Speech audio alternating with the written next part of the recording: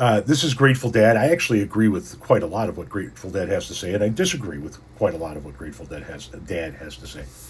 And he's talking to somebody else. He's talking to a friend of mine, Perilous, in the comment section. And there's more to this comment, but let's go ahead and read the whole thing. He says here, I know Republicans have a heavier hand in destroying the middle class, but this country needs radical change towards social democracy or collapse is imminent. Now, he goes on to say, corporate Democrats aren't doing it for me, and Tom thinks a protest vote for a third party is useless, accomplishes nothing. What do you think is the best way the Democratic Party, for the Democratic Party to move left? How can this be achieved? I'm curious about your opinion. Now, he's asking somebody else, and he's right. I think that a third party vote is useless. It accomplishes absolutely nothing. Here's my question.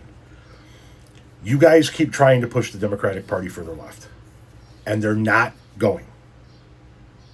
They're not moving left the way you want to. So how much longer are you going to do this before you just split the party in two? And are you willing to split the party in two, giving the Republican Party uncontested control for Lord knows how long? Because that's the only way it's going to happen at this point in time. The Democratic Party is not moving as left as you want them to be, and they won't until the younger generations move up and take control over the reins of power. Then it'll move somewhat left. It is never going to be, in my opinion, the Democratic Party, what I think you want it to be. It is never going to be this far left Bernie Sanders type of party. If you want that, the party needs to split in two, and moderate Dems become the Democratic Party, and far left Dems become whatever the new party is. Something that I thought was going to happen to the Republican Party after the 2020 loss. I thought after Donald Trump lost in 2020, the MAGA wing would split off and form the Patriot Party, with the lion, the red, white, and blue lion that they were going to do.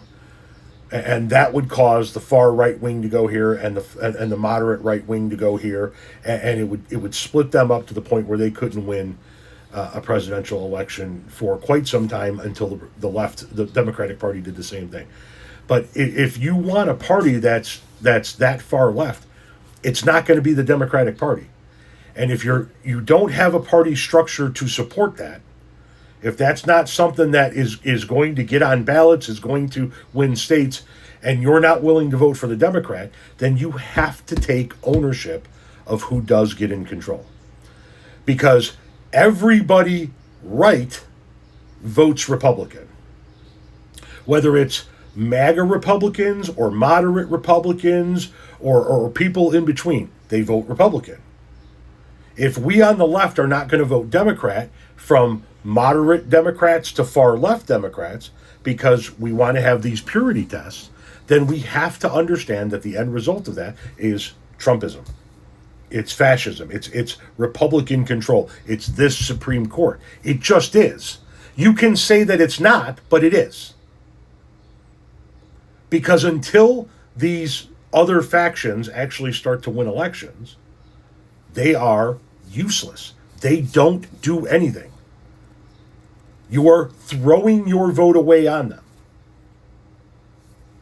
They haven't won so much as a fucking district in an election in my lifetime. So what is the answer? You just want to split the party in two and deal with the fact that Republicans are going to be in control forever?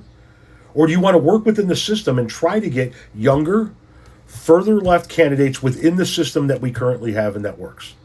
Like, for example, do you think James Tallarico should leave? Is he a corporate Democrat?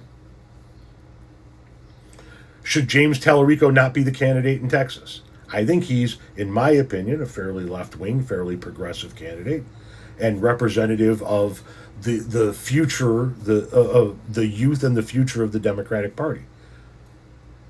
But he's within the Democratic Party because that's the system that we have.